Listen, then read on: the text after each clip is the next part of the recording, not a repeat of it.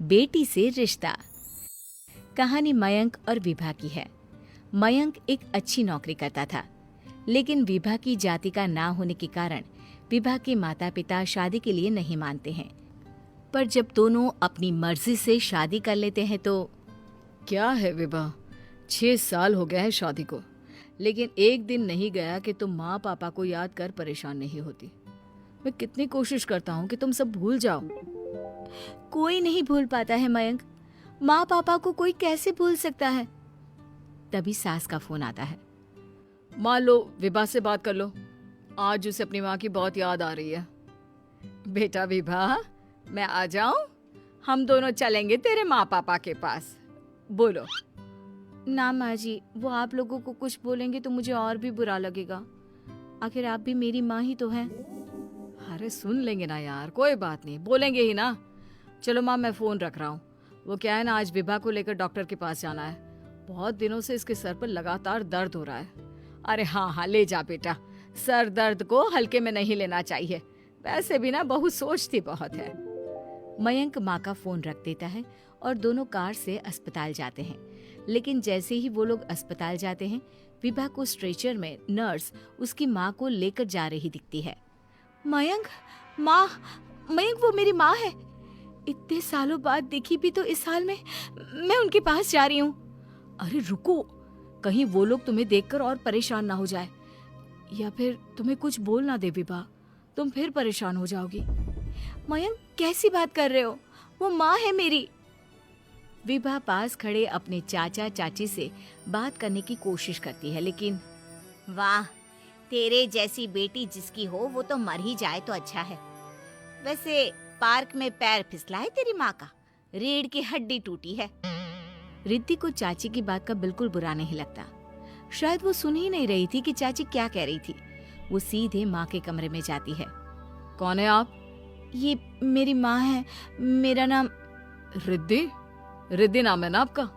दर्द में भी ये आपका ही नाम ले रही थी। हाँ, ये सुनते ही रिद्धि का कलेजा मुंह में आ जाता है। ये वही माँ है जिसने कड़े शब्दों में ये कह दिया था कि अब तेरा मेरा रिश्ता खत्म। फिर रिद्धि का पति मयंक भी वहां आ जाता है। सामने खड़े होते हैं रिद्धि के पिता। पापा, क्या हुआ माँ को? वो पार्क में गिर पड़ी, रीढ़ की हड्डी में चोट आई है। रिद्धि पिता की तरफ देखती है, लेकिन पिता मुंह फेर लेते हैं। पता है मयंक, माँ दर्द में मेरा नाम ले रही थी। मेरी माँ मुझे याद कर रही थी मयंक। मैं माँ को कुछ नहीं होने दूंगी, देख लेना। हाँ रिद्धि, हम मिलकर माँ का ख्याल रखेंगे, उन्हें फिर से खड़ा कर देंगे। लेकिन भैया कहाँ है? रिद्धि पिता के सामने जाकर खड़ी हो जाती है। पापा, भैया कहाँ है?